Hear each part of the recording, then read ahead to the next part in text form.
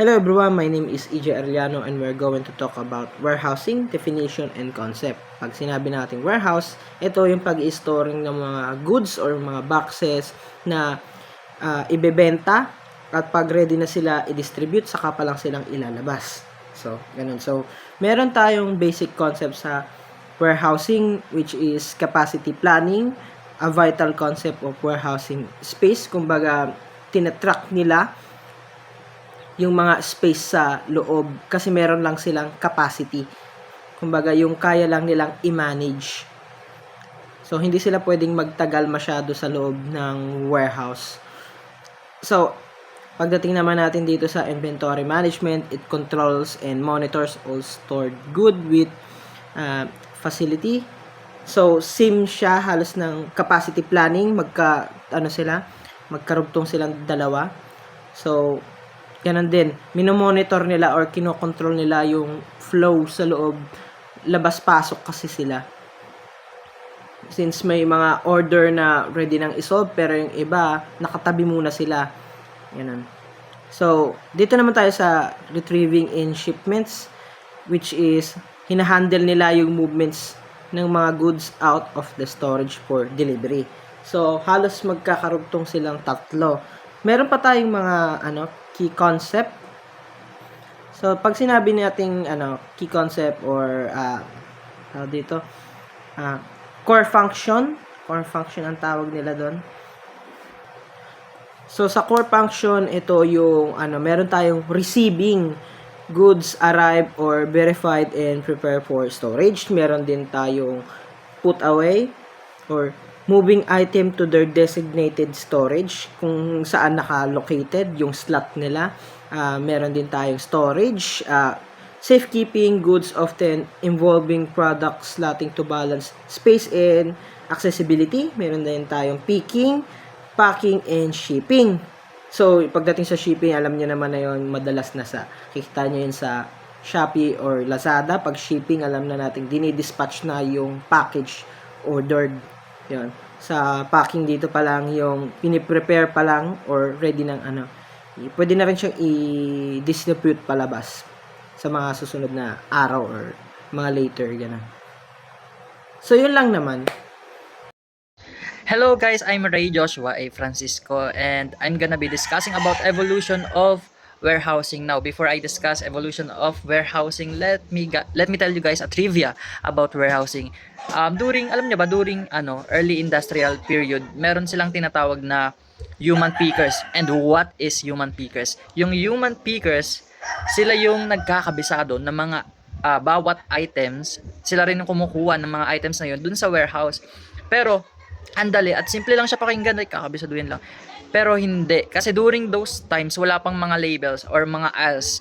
Imagine, di ba, kunyari nagka-grocery ka, wala yung mga label na nakikita natin sa taas. Titingin lang tayo sa taas, makikita na natin ano ba tong aisle na to, puro sabon, di ba, may nakalagay dun sabon, skincare, ganon. Pero during those times, wala, as in mental mapping ginagawa. Yung hint mo lang is dingding, pinto, ganon. So, sobrang hirap niyang trabaho.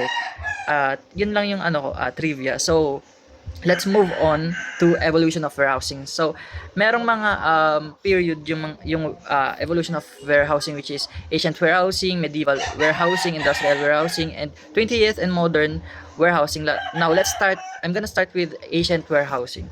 Okay, during this early period, alam nyo ba na ginagamit lang yung warehousing during this period mainly for stocking or storing surplus na mga for survival, like mga gamit, pagkain for future use. Ang example nito, kunyari, farmer nagsastore ng mga corn o wheat, ganon, and nakakatulong ito for the community na magkaroon sila ng mga supply ng mga pagkain, 'di ba, for dry seasons and wet seasons. So, alam nyo ba, yung mga ancient Egyptians, nagsastore sila ng grain.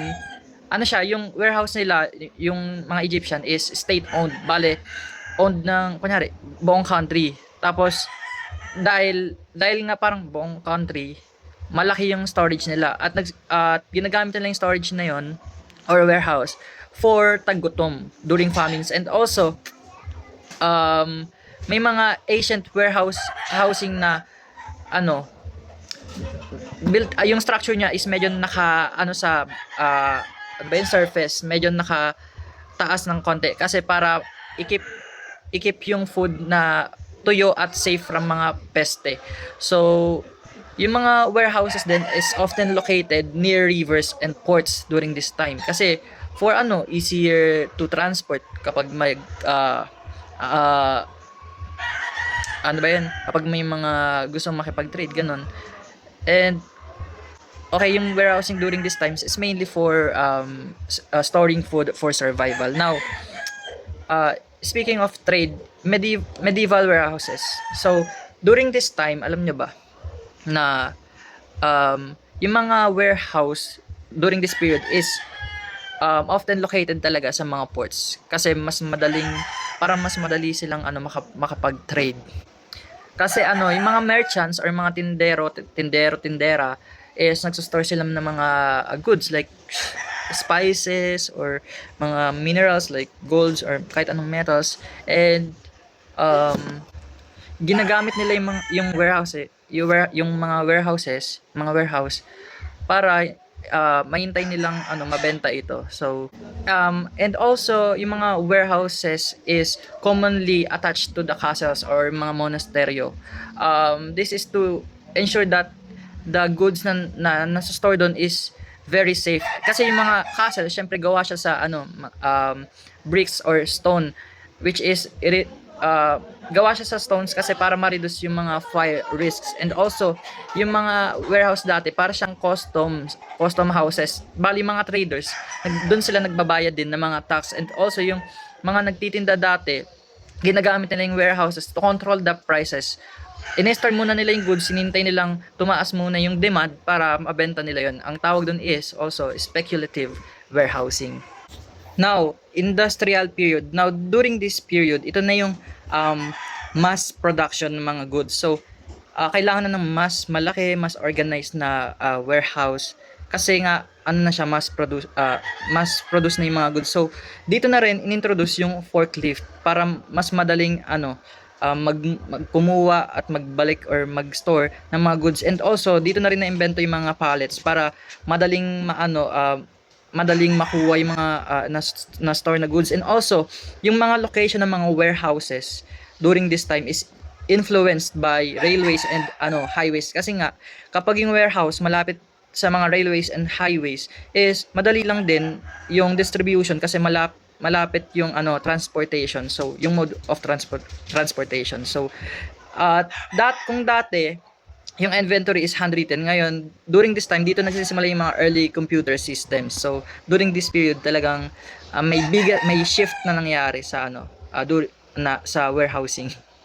At dumako naman tayo sa 20th century warehouses. Now during this time, or ito na yung ngayon, 20th and modern warehouses. So, ito na yung sobrang may significant change sa mga warehousing kasi nga it is technology driven, ika nga. Kasi nga nagiging automated na yung mga warehouses. Kung dati sinusulat pa yung early computerized system, ngayon parang isang pindot mo na lang malalaman mo na kaagad.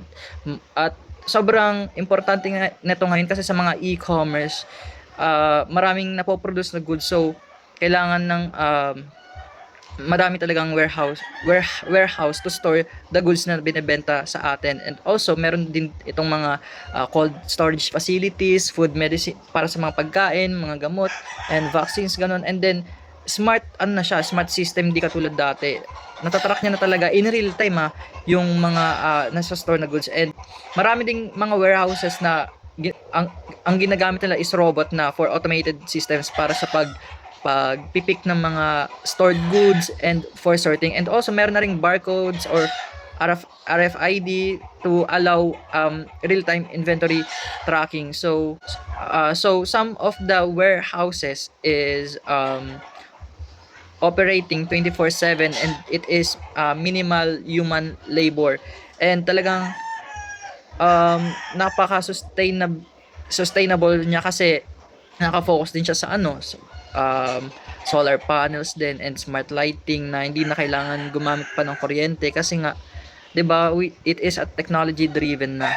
So to summarize the evolution of warehousing, yung warehousing is nag-evolve from simple storing food for survival storage to high-tech facilities na nagsusuporta sa global trade ng mga e-commerce and fast delivery services. So, yeah, that's it for my part.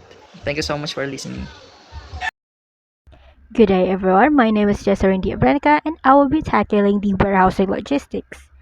So, to understand what warehousing logistics is, let's understand first what the word logistic at first.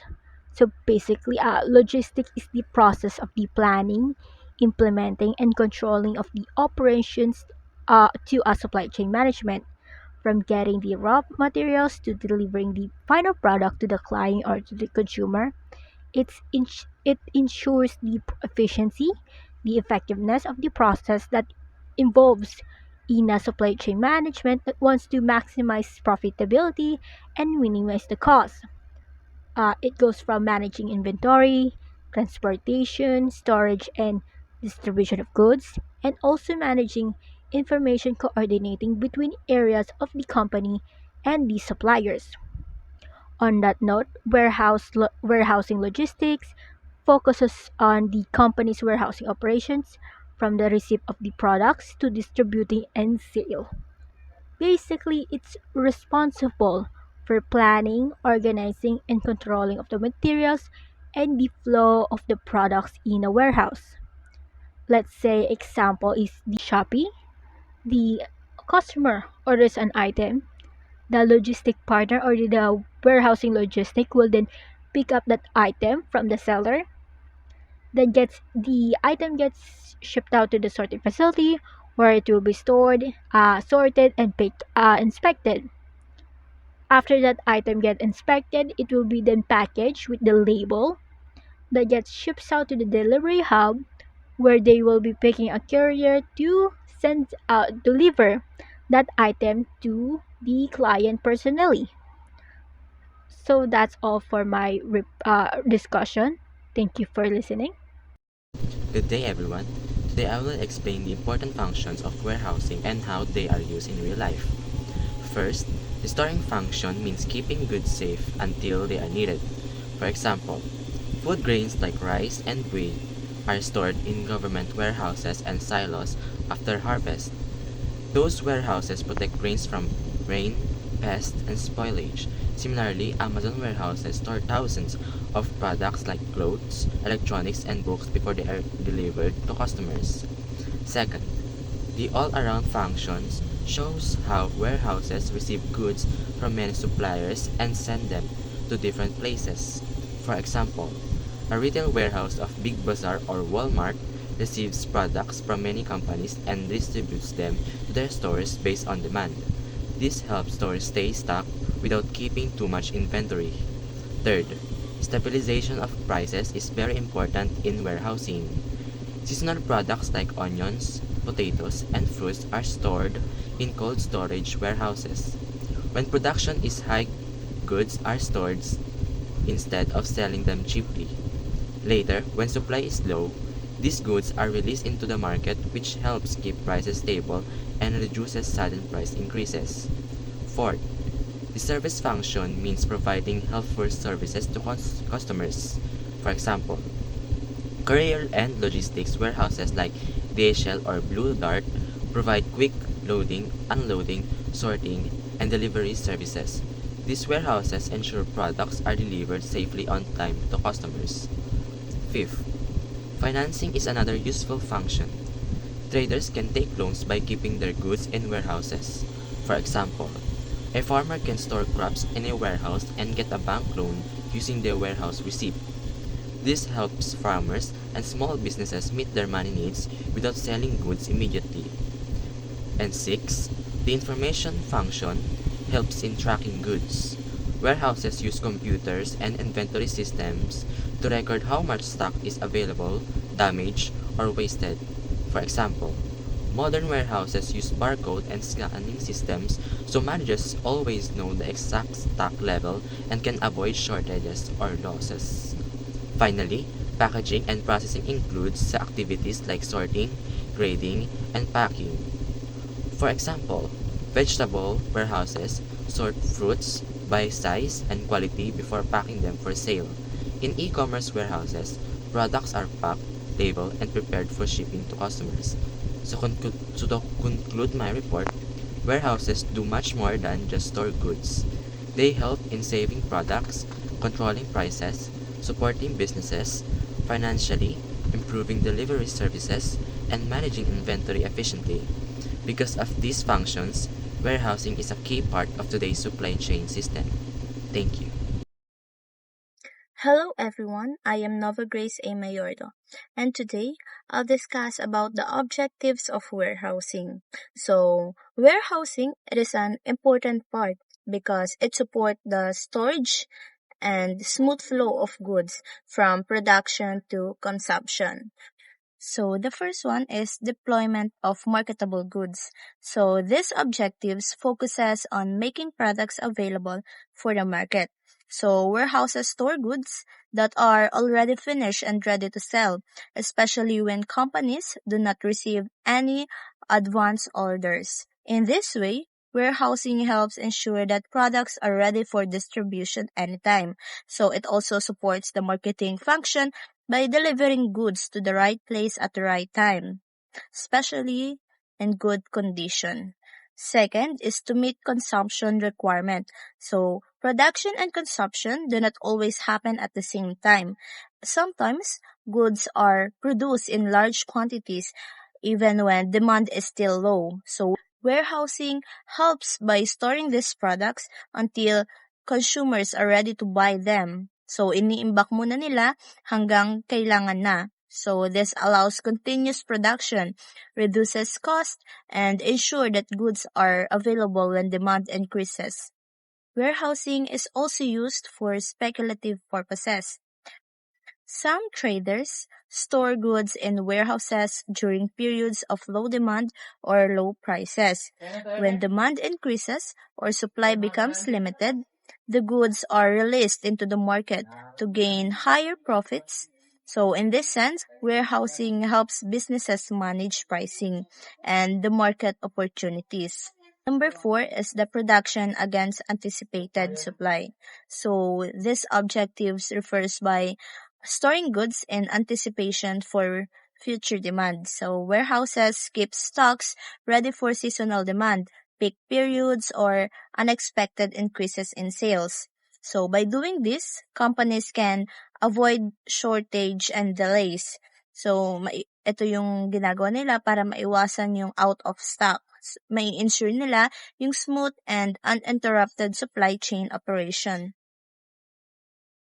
We have six types of warehouse.